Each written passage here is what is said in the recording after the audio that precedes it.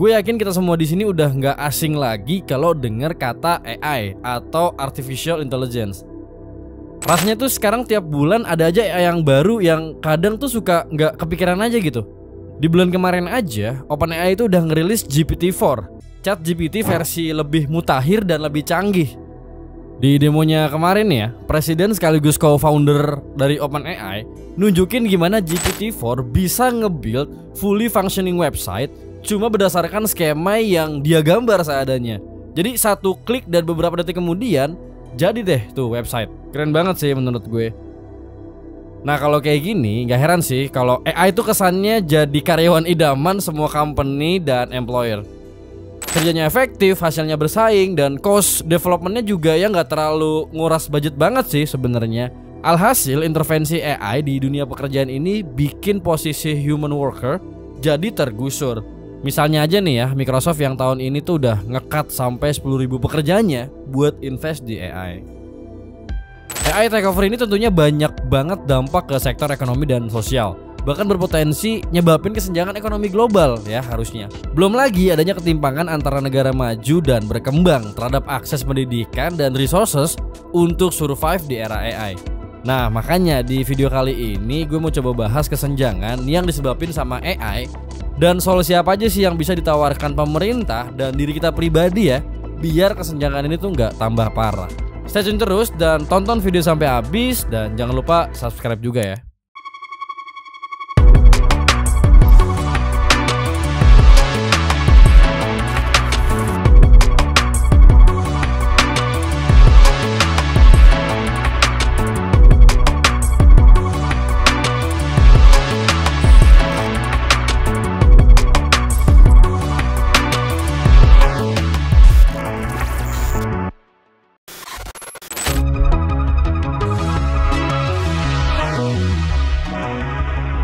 Gak bisa dipungkiri ya, AI itu emang sangat mungkin ngegantiin peran SDM, terutama pekerjaan blue collar yang lebih cenderung butuh tenaga fisik dan bersifat manual labor, kayak security, customer service, kurir, dan buruh pabrik.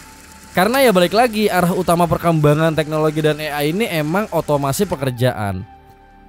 Tapi nih ya, Daniel dan Richard Susskind, researcher di bidang teknologi informasi, juga berpendapat bahwa pekerjaan-pekerjaan seperti arsitek dan akuntan juga bukan nggak mungkin bakal tergantikan sama AI di masa depan. Hal itu bisa dilihat dari tingginya ketergantungan terhadap tech-based services di sektor-sektor pekerjaan tersebut. Nah kabar baiknya nih ya, AI itu nggak serta-merta bakal melenyapkan pekerjaan-pekerjaan yang ada aja. Tapi sebenarnya juga sangat-sangat potensial untuk menciptakan lapangan kerja baru ya pastinya. Jadi balik lagi ke bahasan utama kita, salah satu solusi yang bisa kita lakukan buat bersaing sama AI ya dengan mengikuti perkembangan AI dan ningkatin skill kita sesuai in-demand skill yang banyak dibutuhkan di era gempuran AI ini. Nah untuk menghadapi hal ini ya, menurut survei IBM, dalam 3 tahun ke depan 120 juta SDM tuh perlu di-training ulang buat menanggapi infiltrasi teknologi dan AI di industri.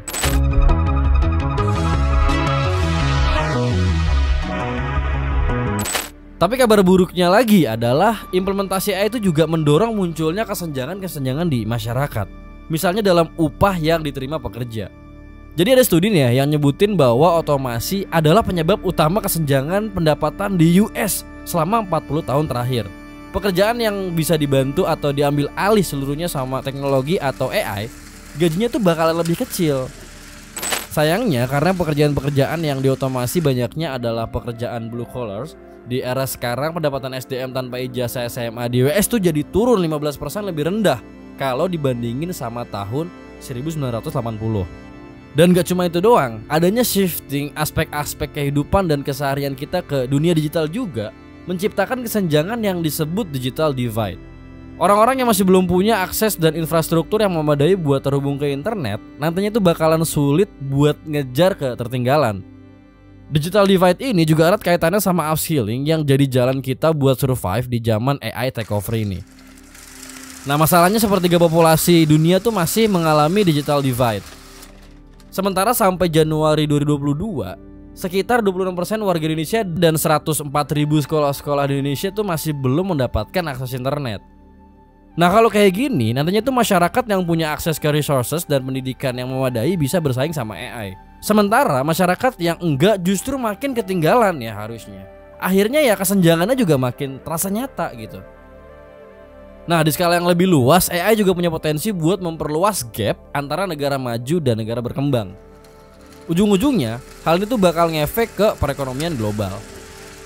Nah skemanya gini, negara maju yang ekonominya udah advance bakal lebih banyak mengimplementasikan teknologi dalam industrinya sehingga tingkat produktivitasnya jadi tinggi. Tingkat produktivitas yang tinggi udah pasti bakal menarik investor-investor buat invest di situ. Akibatnya terjadi pengalihan investasi ke negara maju dibanding ke negara berkembang. Jumlah low skilled worker yang pekerjaannya terancam digantiin sama AI juga secara general tuh masih tinggi di negara berkembang. Ketika AI mengambil alih pekerjaan yang dulunya dilakukan manusia atau human labor, ada potensi besar bahwa output produk atau jasa dari pekerjaan tersebut nilainya itu bakalan berkurang. Balik lagi, less value means less investment. Dan hal ini bisa mempengaruhi nggak cuman relatif GDP aja, tapi juga absolute GDP dari sebuah negara.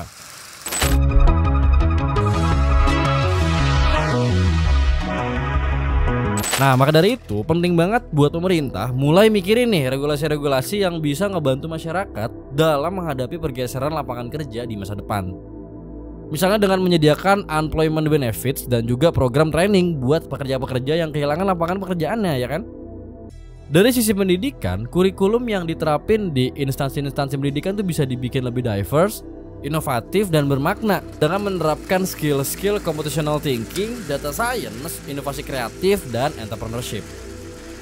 Pemerintah juga harusnya mulai kolaborasi sama industry leaders buat memprediksi employment trend ke depannya bakalan kayak gimana biar bisa nentuin strategi yang tepat buat menghadapi itu. Nah kalau menurut lo sendiri gimana? Ada lagi nggak kesenjangan yang mungkin bakal berasa banget di kemudian hari akibat dari implementasi AI di kehidupan kita? Boleh banget sharing dan diskusi di kolom komentar ya. Kalau lo ada request boleh juga kirim di kolom komentar. Jangan lupa subscribe dan follow Instagram dan TikTok The Futurist Gen Z. Akhir kata gue Yogo dari The Futurist Gen Z. Ayo kita sama-sama berprogres untuk masa depan manusia dan kehidupan yang lebih baik. Thanks.